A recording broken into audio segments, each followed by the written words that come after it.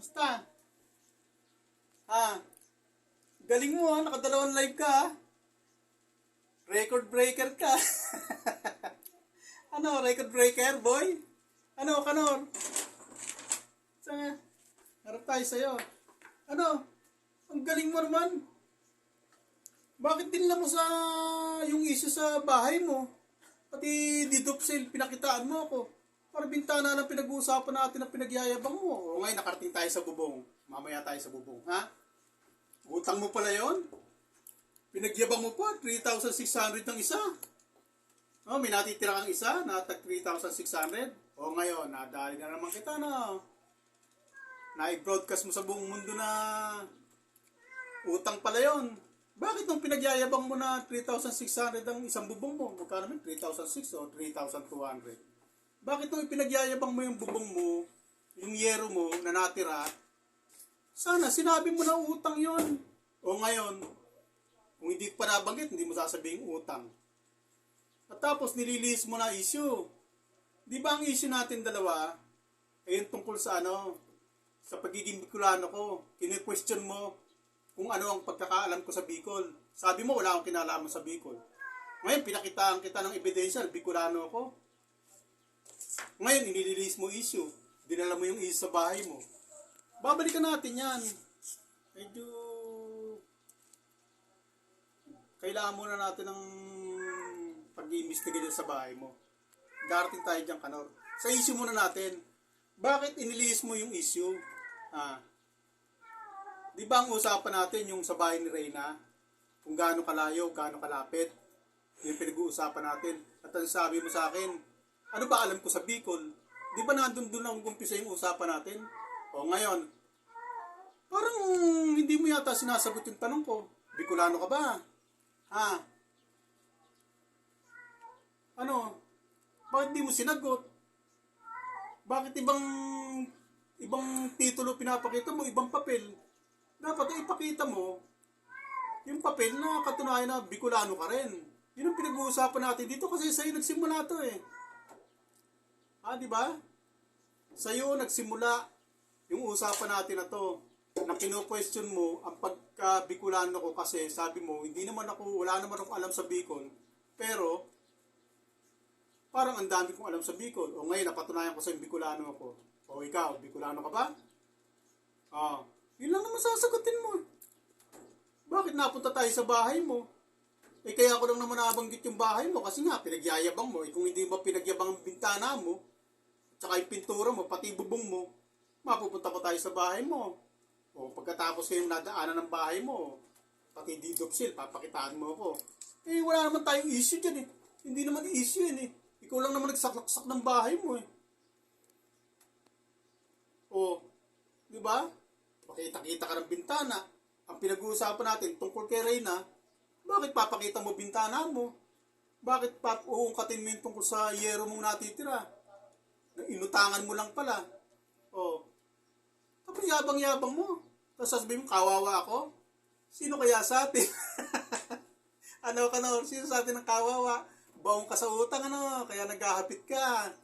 Ang laki ng business mo sa akin, 8,000. Focus ka lang sa akin. Huwag mo nang pakialam si Reyna. Huwag mo nang pakialam ng bahay ni Reyna. Sa akin ka lang mag-focus. Mas malaki kikitain mo. Para mabayaran mo kagad yung home credit. Matindi yan, boy. Buwan-buwan, pupunta ka ng 7-Eleven para magbayad. O kung may Gcash ka, doon. Kung ano man ang klase ng payment magbabayad ka, buwan-buwan yan, boy. Tapos sabi mo, mahina naman kita mo kay Reyna. Sa bibig mo na rin ang galing yan. Ngayon, sa akin, mas malaki kikitain mo sa akin, mas malaki views mo sa akin. Huwag ka muna mag-charity. Kasi, kawawa naman yung charityan mo. Baka mamaya mapanood tong video ko, kaya video mo. Baka sabihin nun, binibigyan niyo ako ng bigas. Samantalang kayo pala, baong kayo sa utang. Huwag ganun, Kanor. Kung gusto mong tumulong, tulungan muna sarili mo. Huwag mo nang intindihin ibang tao. Magbayad ka muna ng utang. Alam mo, Kanor, ang pagtulong sa kapwa, hindi pilitan yan. Pwede kang tumulong kung may sobra ka. Pwede yung pamigay. Hmm? Pamigay mo pag may sobra ka. Hmm? Pero kung baong ka rin naman pala sa utang, tapos tumutulong ka sa ibang tao, tapos i-broadcast mo pa dyan sa live mo na namigay ka ng 25 kilos na bigas sa senior, aba, ano ibig mo sabihin nun? Namimigay ka pagkatapos baong ka pala sa utang. O, wag ka nung kanor. Advice ko lang sa'yo. Sabi ko nga sa'yo, mas matanda ako sa'yo. Senior to. Ikaw, gano'n ilang ka? Ikaw ka? 39? Ha? 49? Hindi ko alam. Pero sabi mo nga, mas matanda ako sa'yo. Senior ako. O.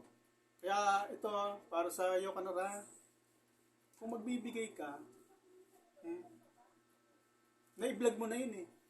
Napasalamatan ka dun eh. Di ba nagbigay ka kamo? 25 kilos. Na-vlog mo na yun, kumita ka na dun. Bakit kailangan pa sabihin sa live mo? Na nagbigay ka ng ano, para ipagyabang mo? Pinagyayabang mo na mamimigay ka. Baong ka naman pala sa utang. Tumububong lang, gumasos ka ng ano? Nangutang ka pa ng ano, 100,000? Ang galing mo naman kanor. Tigil-tigil mo yung kayabangan mo.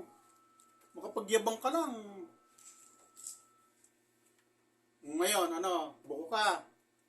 Ano, nadali kita sa sarili mong bibig. Nabingwit kita, no? Sarili mong bibig nang galing. Nangutang ka ng 100,000. Tapos sasabihin mo, ako kawawa. Ano, nag-comment ka na isang kahig santuka ako. Iyaman niya naman. Tapos sinang-ayunan mo pa. Hindi man lang sinabihan na huwag kayo manlalait ng kapwa. Bawal dito sa YouTube, sa channel ko yan. Hindi tayo mapangalait dito. Eh, sinang-ayunan mo pa yata eh. Natawa ka pa yata eh. O, di ba? O. Ano? Yung followers mo na yon. Sino yan? Grace Vlog? O. Isang kahig santuka ako. Eh, bakit hindi sinabi sa'yo ni Grace Vlog yan? Parehas lang pala tayo. Mas manlala ka pa nga yata sa akin, mas hikaws ka sa akin eh. Ako kahit ganito ko, wala akong utang na 100,000. Pero may bahay ako. Pangit nga lang. Eh ikaw, bahay mo, ano, European style? Ano? Canadian, ano, yung influence? Ano ba yun? Hindi ko maintindihan pinagsasabi mo. Dahil sa kayabangan mo, nadadamay tuloy yung pananalita ko rito. Ano? Anong style ng bahay mo? Tapos baong ka naman pala sa utang. Sino sa atin ang kawawa? Kanor? Ha? Kanor? Ako wala akong utang ng 100,000. Namumuhay ako ng maayos. Hindi ako maghahapit. Hindi ako magla-live ng 2 beses. Alam mo, record breaker ka eh. Alam mo, sa tagal ko nanonood sa YouTube, tagal ko nanonood ng mga live. Ngayon lang ako nakachempo ng ganito. Pero mo nag-live ka, tapos sinabayan ko yung live mo. Habang nagla-live ka, nag-video ako. Pagkatapos nung matapos ko ng live mo, pinanood mo yung in-upload ko. Tapos nung mapanood mo yung upload ko, humapit ka na kagad. Nag-live ka na naman. Eh halos 1 oras lang ang pagitan ng live mo eh. Ano, Kanor, hapit? Kanor. Ano, ngayon? O, sino sa atin ang kawawa? 100,000 yung bubunuin mo. Ano, Kanor, ha?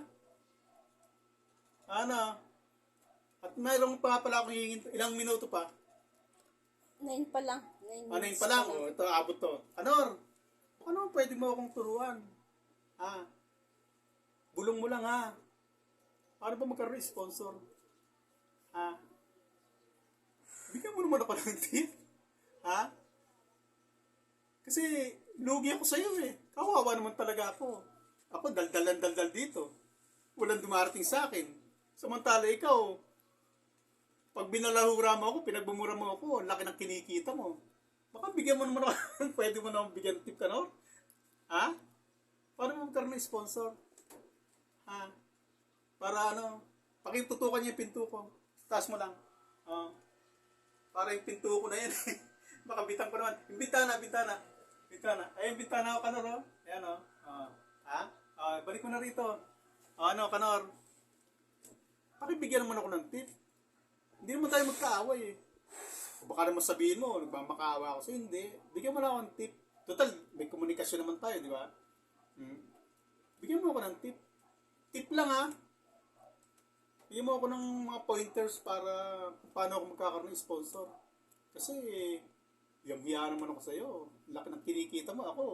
Daldal ako dito, naligo pa ako, nag-import pa ako, papakyut pa ako para gumandang ano ko sa camera. Pagkatapos wala naman akong kinikita. Ay, yung YouTube ko, matagal pa yan. Ewan ko kung ma-approvean ba yan. Eh kasi binabalahura mo ako. Baka hindi ma-approvean yan eh. Baka makapagsalta ako dito hindi maganda sa'yo eh. Ewan ko na sa'yo, Kanor. Ano? Bigyan mo ako ng tip ha. Kailang magla-live. Panoorin kita. Tsaka isa-isa lang ang live. Pag-aalata kang hapit ka eh. Ano, Kanor? Tsaka nauubos sa'yo oras ko. Huwag kang magla-live ng sunod-sunod. Isa-isa lang. Para mapuntahan ko naman si Sangkay. Subuti pa yung tao sa'yo eh. Binanatan niyo si pinangalanan niyo si Vincent Calyada eh. Ikaw hindi yung pinangalanan, no? Takot ka kay Vincent, no? Aminin. Takot ka kay Vincent, no? Ano sabi mo?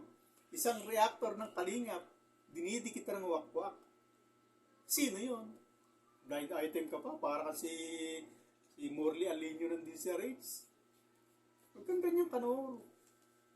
Huwag kang showbiz chismis. Laki-laki ng katawan mo, alang sa katawan mo. Showbiz chismis ka lang pala. Blind item ka pa. Walang nag-reaction sa'yo, no? Ang lakas mo sa kalingap, boy. Kanor? Ha? Bakit si Sangkay, nabanggit niya yung pangalan ni Vincent Calyada na pinaghihinalaan niya? Bakit ikaw hindi mo nabanggit? Familiar sa'yo, boses, ha? Ha? Reactor ng kalingap. Charity vlogger ng kalingap. Ha? Charity vlogger ng kalingap. Dinidikita ng wakwak. Sino yun? Yan ba dapat pang i-blind item? Talo ko pa nung lalambot-lambot na si Sangkay. Kala ko ba, tapang ka. Palit pa, pa-jesla-jeslapid ka pa. Pasuntok-suntok ka pa. Ha? Tapos, si Vincent na tinutukoy mo, hindi mapangalanan. Ha? Charity vlogger ng kalingap, dinidikita ng wakwak. Sino yun? Buti pa Sangkay, pinangalanan. Si Vincent yun. Ikaw laki-laki mo lalaki. Takot ka kay Vincent? Malakas ka sa kalingap. Si Vincent, inaanak ni Bal Santos yan sa kasal, boy. At kay boys yan. Kaya hindi mapangalanan, ha? Pero kung iisipin lang ng mga reactors ng kalingap, yung lumabas sa bunganga mo na, pamilyar ang boses ay. Parang kilala ko yan ay. Bicol na ba yun sa'yo? Bicolano ka ba? Aminin mo na kung Bicolano ka o hindi. Hindi mo may naamin pa eh. Ngayon? Ilang minuto pa? Seconds na lang. Bye-bye. Bye-bye. Kanor.